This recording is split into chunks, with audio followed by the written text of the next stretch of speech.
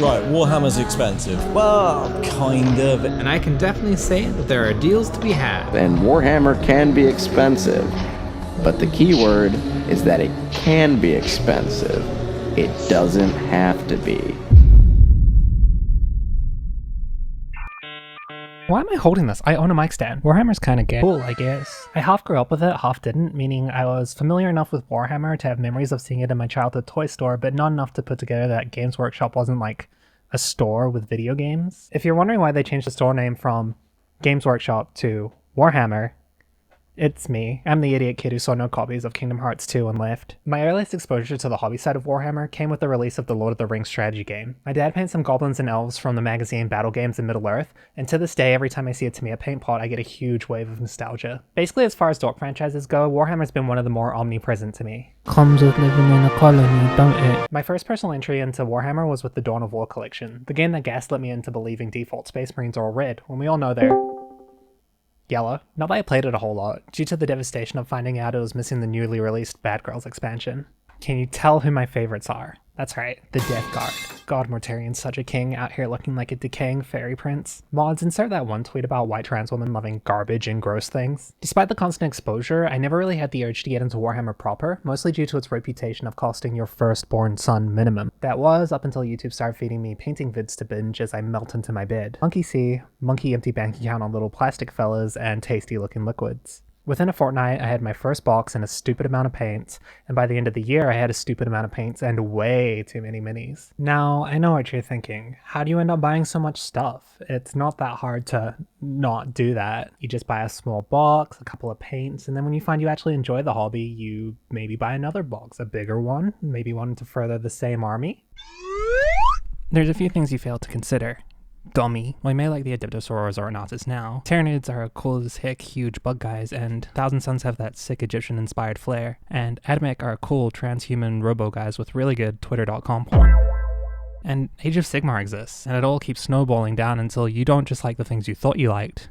You like the things you thought you didn't like. I like Space Marines now, like the normal ones, not just the gooey or the gay ones. One thing I do quite like is Space Marine. They are trans. Basically, like every beginner video before me, I'm here to admit my many hobby sins. Hail Magnus full of red. This isn't to posture that you'll learn from my mistakes, because I didn't learn from the mistakes of others. It's so like me, you can make all the same mistakes over and over and over again. Warhammer generational trauma in the form of a very reasonably length video. I figured the best place to start is with how I got hooked. Well, not recreating exactly. I don't think inviting you into my bed to watch eBay miniature rescues will work on most. Unless you wanna. For real though, there is no way I would have gotten into Warhammer without YouTube. I don't know why GW has a marketing budget when content creators are running circles around them in terms of getting the brand out there. GW Legal is kind of its own anti-marketing team based on how they treated Astartes and other fan animations. But before I get yapping with the many issues with GW, let's get you down the propaganda pipeline. I'm gonna force feed you the content that had me fiending for that plastic crack before I had my first taste. Astartes, every faction explained, why you should play Warhammer and how, and all the Warhammer videos by Magic Carp Use Fly. These videos to me hold a very special place in the Warhammer YouTube landscape, in that I feel like there aren't many other YouTube videos that give you that same shared sense of enthusiasm. It's contagious. If they don't have you saying, I want to be in that, then I don't know what will. Along with that, they're near infinitely rewatchable, like, see those views? Yeah, that's all me. And beyond that, there's a whole space of amazing content being put out there, from lore, painting, news, and gameplay videos. Flashing a few of my faves up on screen now while realizing I've been addicted to the YouTube platform since I was 8. Kind of feeling some sort of way. It's one thing to be hooked, it's another to want to stay. I often think about the parts of this hobby I love and how I can translate them into parallel hobbies, but even then it gets hard to say more than paint fun, because yeah, painting is fun, but I'll pull out my brain, word, knowledge, and try my hardest to explain why this hobby is extremely fun outside of just paint. But paint's fun. There are so many aspects to this hobby to the point where I could literally tier list them, and if I was to compare my tier list to someone else's in the hobby, the likelihood of them lining up at all is like 0. For instance, sometimes it kind of feels like I'm the only person who actually enjoys building, like not custom kit bashing, just building. It might come with my background with model kits, but I just find it so zen, like throwing a movie, clipping away my little guys in front of the fire, nothing more chill. But to others, this is the chore part of the hobby, the thing you have to do before you get to the painting.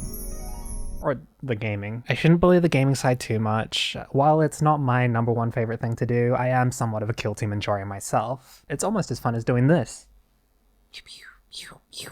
I think the best part of gaming, other than throwing an ungodly amount of dice, is the feeling you get applying lore and giving context to the game. Yes, that was a really convoluted way of saying playing pretend. A lot of us spend hours watching recaps, analysis, and listening to audiobooks. In other words, the most useless stuff you could push into your brain hole. But it really is the special spice that makes Warhammer as popular as it is, at least compared to other war games. It's the reason why I started with Warhammer rather than Infinity, despite liking Infinity models more at the time. But do you want to know what's way better than official lore? Making your own. It's hella fun to take your little Space Marine with the spicy original color scheme and pair him with deep lore and build that lore over games. Like, what could be better? Canon nerds would quake in their boots if they heard my original headcanon for this mini. Heck, I just realized I didn't turn this light back on. I'm so fucking stupid. Let's talk about paint and why I didn't save you the red paint pot. It's because blue tastes better. The single most intimidating part of starting in this hobby is the painting. Oh, I could never do that. It's just so small. That's impossible. My hands are too shaky. You're just so talented. Listen here, I'm gonna put you on the path, the real shit, the good mindset that gets you started with painting. Painting is easy. What? Were you expecting me to say painting isn't that hard? Because you're going from Squidmar to Googling mini painting to ending up on the mini painting subreddit like, oh no, I'm not Flameon, I could never do that. Like, yeah, no way you could never do that. You're looking at the peak like it's the entry point. It's like buying a drum kit and on day 1 expecting to play, I don't know, duality. Do you know what you can do? Bass on 1 and 3, snare on 2 and 4.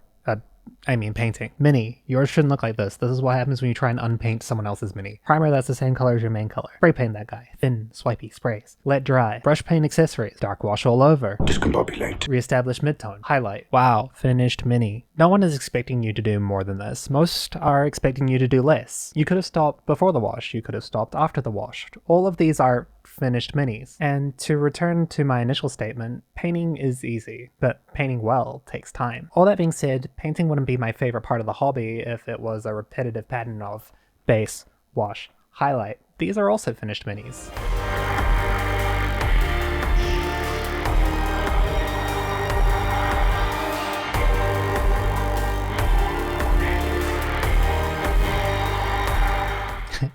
Yeah, painting fun, even though I'm not like the best at it. So now that I've got you committed, ready to bite the proverbial bullet and pick up the literal bolter, it's time to ruin that by talking about all my mistakes. I'm gonna be so off-putting, like extremely off-putting.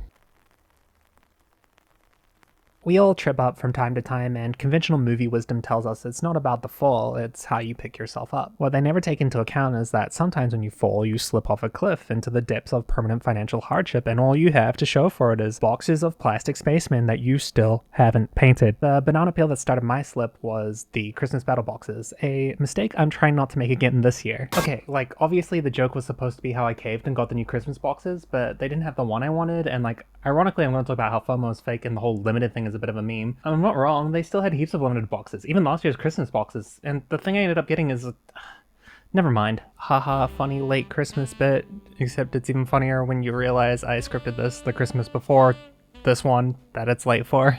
Make a video about your self-destructive hobby habits. It totally won't coerce you into engaging in said self-destructive hobby habits. To be fair, it was on sale, and I'd planned to buy something that day anyway. And I've been looking at that box for like forever. I was just waiting to see how low the price would go when it was the last one on the shelf. And it was the last box.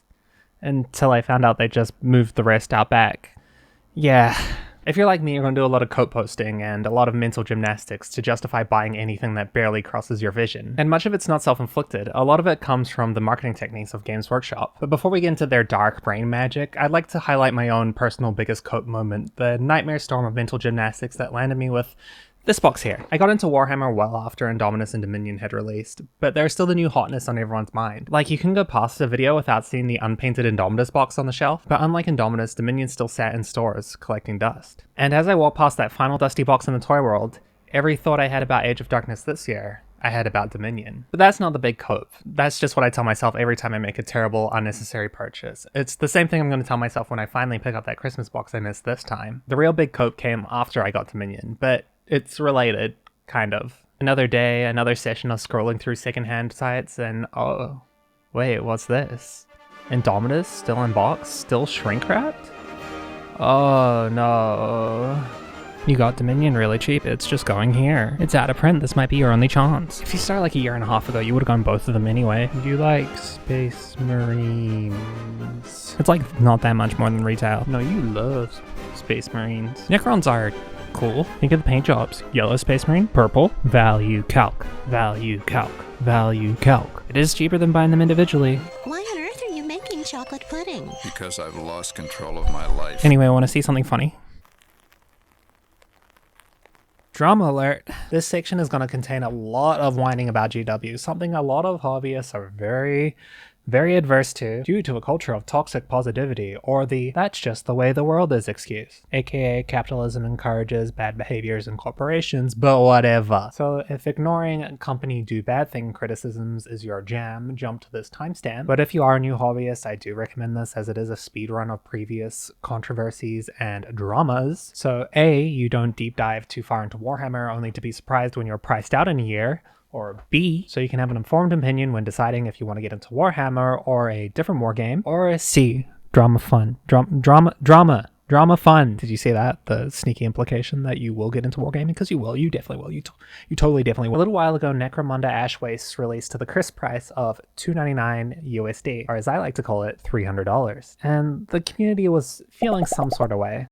For a lot of people, this was their sign they were being priced out of the hobby. I say the hobby, but what I really mean is Warhammer as a fandom. But at the same time, the set was an expansion to a game that wasn't one of the two big flagship titles, so as such it kind of escaped reaching peak discourse. And it became a little bit of a meme, the $300 meme. Fast forward like a month and GW is hyping up the next big thing, the Age of Darkness box. Yes, I am obsessed with this box. In the article, while they didn't release the full price, they did give a cheeky little, it'll be under $300. It was $299. Bruh, I am posting funny rock. Like, this was such a joke. Oh, trust us, it won't be like that other box you're all joking about, except it literally is, because the other set was also under $300. They are literally the same, except this one's cooler, which means it's worth it, I guess.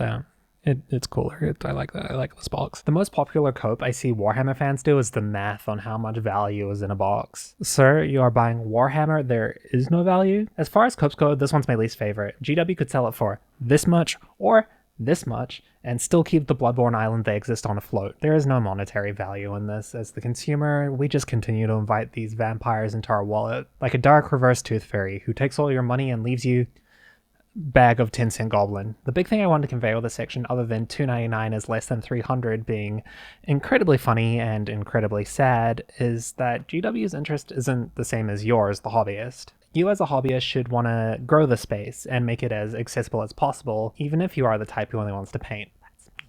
Or the type who doesn't want to play in public groups. And while GW's interests should align with that, to grow the audiences, to grow the sales, GW has revealed its main interest to be bleeding out their whales instead. They'll like a lot of money from a few people, rather than slightly less money from a lot more people. They'll be tongue-in-cheek and pretend to be in on the joke, only to jack up the price the same as they did last time. It was honestly embarrassing seeing some of the responses to the box being under $300, and watching consumers toe the "Warhammer is a luxury hobby" line when wargaming, you know, the actual hobby you're engaging in, is generally not that bad, and more so, reading Reddit comments, worst mistake of my life. Early into my entry into Warhammer, after making bank, just big profits, GW decided to thank their fan base by announcing another substantial price rise. When I first saw that article, I felt priced out. I was ready to quit right as I had started. Then I got to the bottom of the article and found out that the price rise wasn't affecting my area,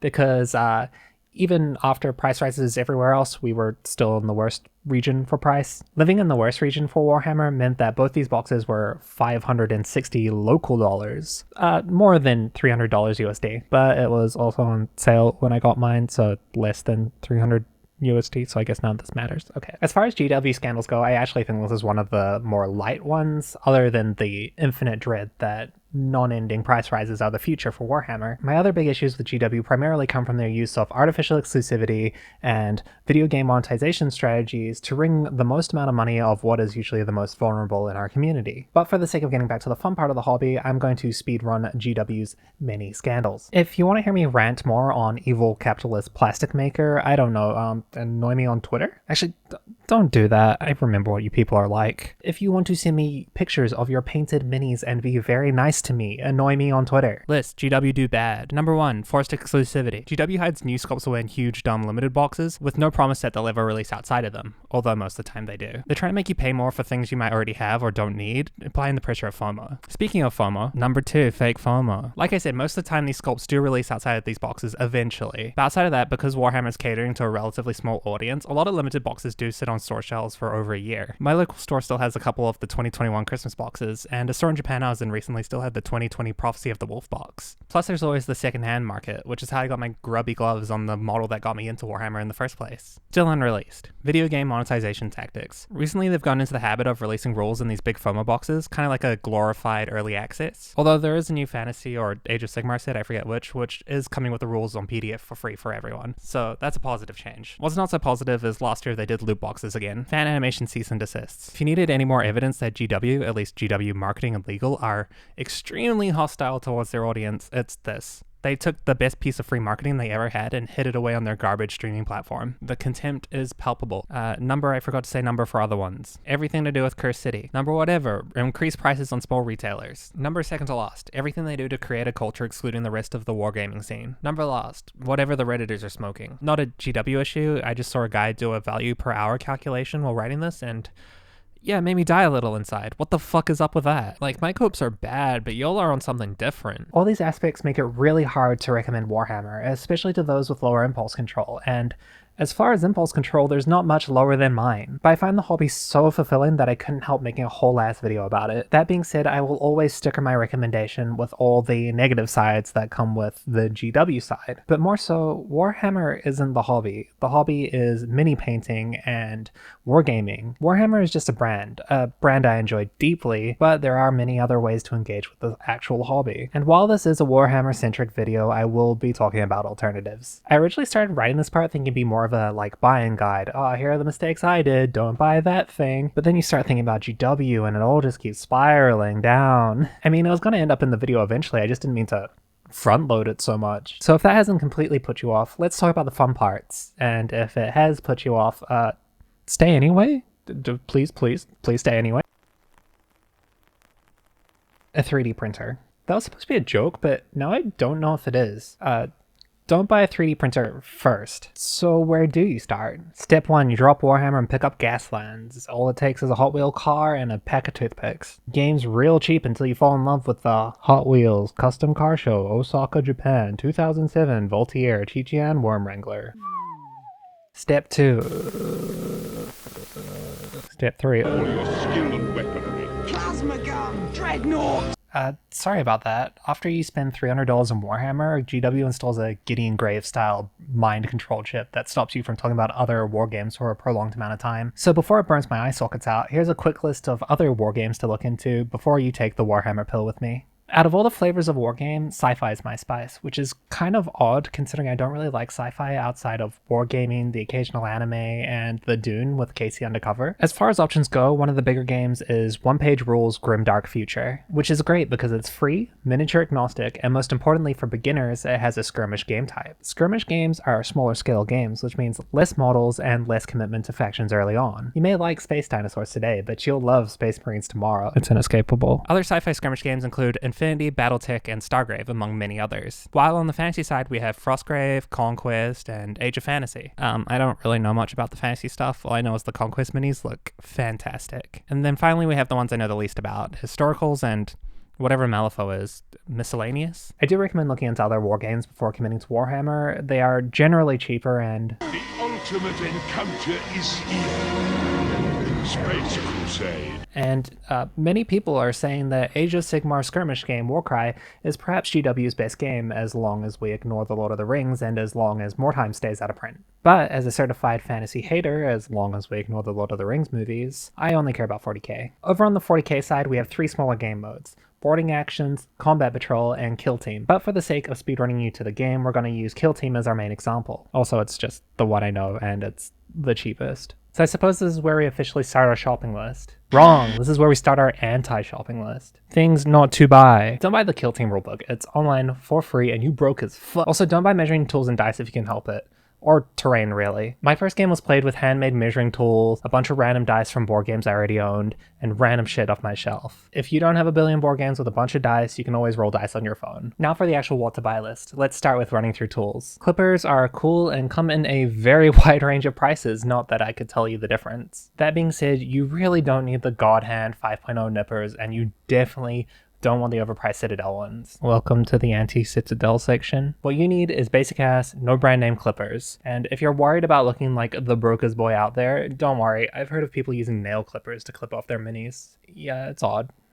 It works. 2, X-Acto knife for getting off those little nubs. Also, buy lots of spare blades, like a lot of spare blades. 3, glue. Super glue is a really cheap and easy go-to, but I personally prefer to splurge on a little Tamiya plastic cement. It's like glue if glue picked up a hobby ruining your day. See, unlike glue, it melts the plastic and creates this really nice gapless bond. Or it creates a melted lump of plastic. Like, I like it more, but it does give me a lot of grief. 4, and by far the most optional, sanding sticks, or sanding blocks. It's for deleting those little nub marks that are left from your little guys, but if you're a budget like me, knife. This should cost you like nothing and a simple trip to your local Walmart alternative. That is until, oh, right.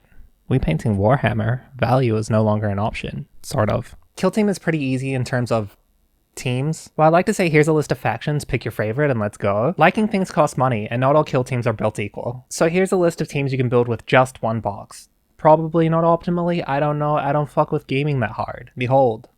List. You have the kill team boxes, the ones specifically made for kill team. They're very plug and play, just pick the one you like and ready to go. Next. Everything else. A lot of these teams can be made with one box, but it probably won't be optimal, but it's a start. We're learning something new here, no need to dive into tier whoring on day -5. Speaking of tier whoring, last I checked one of the cheapest teams is top tier, although that might be a lie, I should probably cut that. Intercessors fell off. Me personally, I tend to gravitate towards what are known as elite armies. These are teams usually made up of less but usually stronger units, which other than being swag as hell is good for low commitment to factions. As someone who likes a lot of things, less commitment is great. Unfortunately though, these elite teams tend to be pretty Space Marine exclusive, or Space Marine adjacent. With your squad of plastic dinguses picked, the only thing left now is paint and paint accessories. Simple, easy, no way anyone can mess that up, especially someone who opened this video with painting is easy. After buying my first minis, I was left kind of aimless on where to go next. I knew all the concepts, the steps, all the things the beginners would hear. Tooth and codes, tooth and codes, tooth and codes, tooth and codes, tooth and codes. And in the end, I'm still sitting in front of the paint rack overwhelmed. Then one day when I'm in the tabletop section of my local nerd store, I spot this box. It's a basic set with a good range of colors, and in my fluster, I bought both it and the intermediate box. This is easily my #1 hobby regret. See, I have no background in visual arts, nor am I the most creative or artistic, so with no clear vision, I went from flustering in the store aisle to flustering at my desk. As a result, my minis ended up looking rather flat, to put it nicely. This is why I don't really recommend taking a painting your first mini video and then diving into the deep end. My recommendation is to watch those vids primarily to learn how to thin your paints and what the right amount of paint looks like on a brush. Follow that by Googling a tutorial for the unit you're painting, or more broadly, color armor tutorial, and the results are night and day. I still primarily paint from tutorials, just taking them from one context and shifting them to another. The non-metallic gold I do on my Space Marines came from a Flameon tutorial on St. Celestine, and while mine looks nowhere near that good, and the recipe has been modified by my lack of writing shit down, it's still my best attempt so far. Ain't no use filling your brain with techniques you're not gonna use or understand. Two-brush blending works a hell of a lot better when you're not trying to blend every surface and using hella ugly colors. But hey, if it looks like garbage, you just say they follow Nurgle anyway. One time I did kind of go nuts on a Plague Marine, did the blend on every surface mistake. On purpose though, I swear, I did it intentionally, on purpose. I fucked up on purpose. Yeah, it didn't work, didn't learn a thing. But this one shoulder pad looks okay. The other benefit of painting to tutorials is it kind of works as a buying guide, so you don't end up with like a million paint bottles you don't need. But before we move on, I will say a couple of nice things about this set. Dead white, hammered copper, all the colors starting with heavy, probably some others I'm forgetting. They're all really good. Oh, dark flesh tone, that's the one I forgot. I use that for everything, like base coating my gold. I mean, there are a lot of really good paints in here. It's just the old Vallejo game color range rebranded. I'm just too small brained to play around with them. Like, I do think a wide range of paints is good for a certain type of person. Maybe someone with a background in visual arts or someone with a really strong understanding of color theory. But for your average nerd, I think buying to tutorial is best. Until... gasp, shock horror. You watch a tutorial and someone pulls out the pro acryls. I can't get those here. This isn't really the big deal you think it is. Just look for a similar color in another range. You don't need 6 different brands of red. but apparently I need 8 different brands of white. Every edgy, dark humor group chat be like. That being said, let's actually talk about brands for a bit. Every new painter is going to do the thing where you go and Google what is the best paint brand, and despite being told a million times it doesn't matter that much, and also Citadel #1. So here's the rundown. The deepest, most comprehensive guide you're ever going to need. It really doesn't matter that much. Like, it really doesn't matter. Like, you could buy paints from your local Walmart alternative and use those to paint. Should you? Probably not. Can you?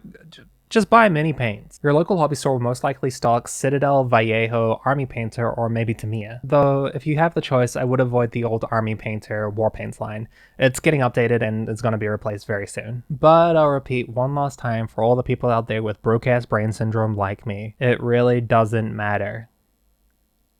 But Citadel just personally pisses me off sometimes. Lamau, like, let me yap for a bit. It's a rite of passage to spill your Nolan oil, but as someone who doesn't really use washes all that much, I have yet to do that myself.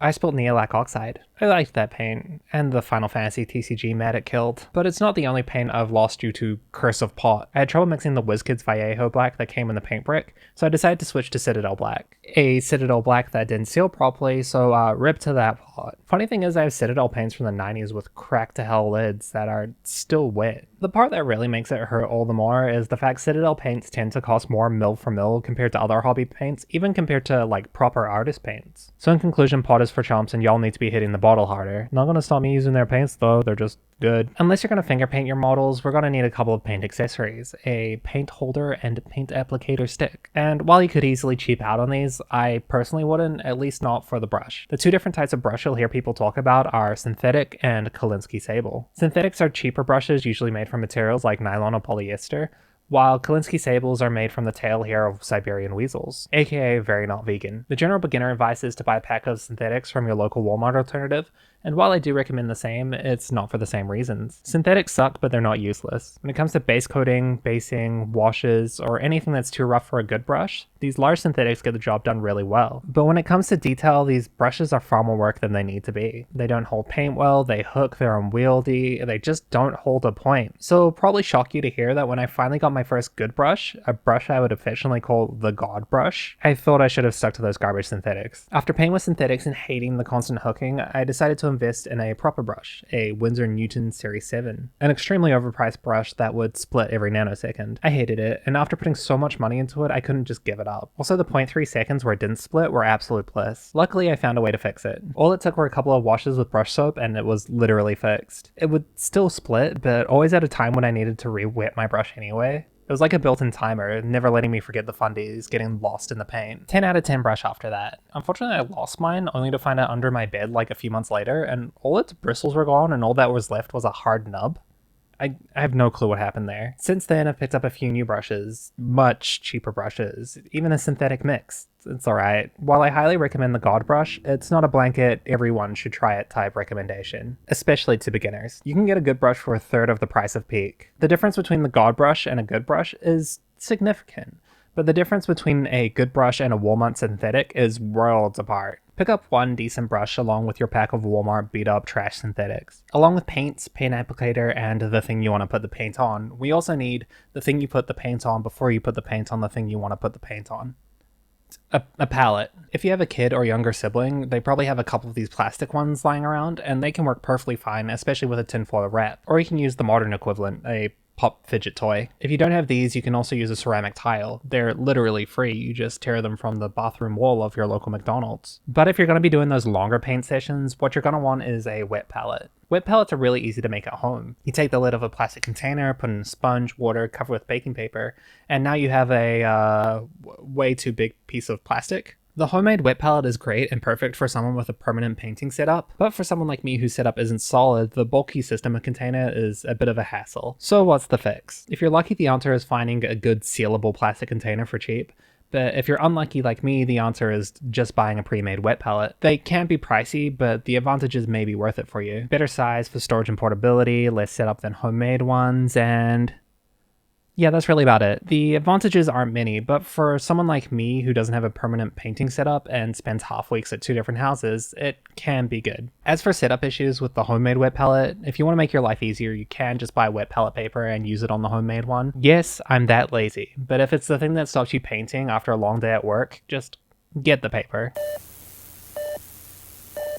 Some of y'all are probably saying, hey, this shit still sounds really expensive. And guess what? It is. So here's the brokest broke girl guide to how to Warhammer on a budget. Numbers are going to look big because I live in New Zealand and shit costs a lot here. Prices will be better if you live nearly anywhere else. We are like the worst region. And while you're at being somewhere better than here, why don't you give this a like and subscribe so I too can escape this hell rock? Our Prime Minister doesn't believe in dinosaurs. For legal reasons, our Prime Minister's hesitation to answer whether he believes in dinosaurs leads me to believe he does not believe in dinosaurs. Challenge: can we buy everything we need for one kill team and under the cost of a AAA video game on release? So at my lowest price on my local eBay equivalent, I found a group of 5 intercessors or assault intercessors for about $20 to $30 each. Buy either of these and you're sorted for an intercession team for about $40 to $60. While searching for this, I actually found some intercessors for under $20, so I could have made a team for about 30 bucks. Budget brushes, the cheapest primer I could find, and a bunch of free stuff at home. With these, we have everything we need minus paints for less than the cost of a AAA video game. Before Americans are like, no, that's more than a AAA game. Behold, New Zealand video game prices.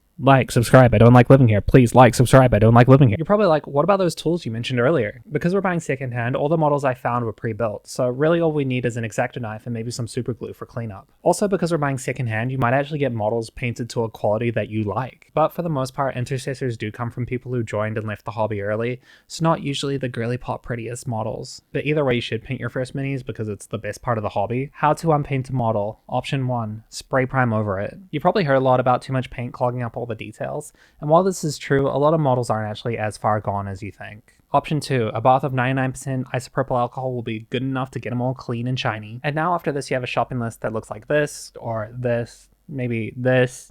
I gave you all options. The one constant across them is the most expensive part is going to be the models.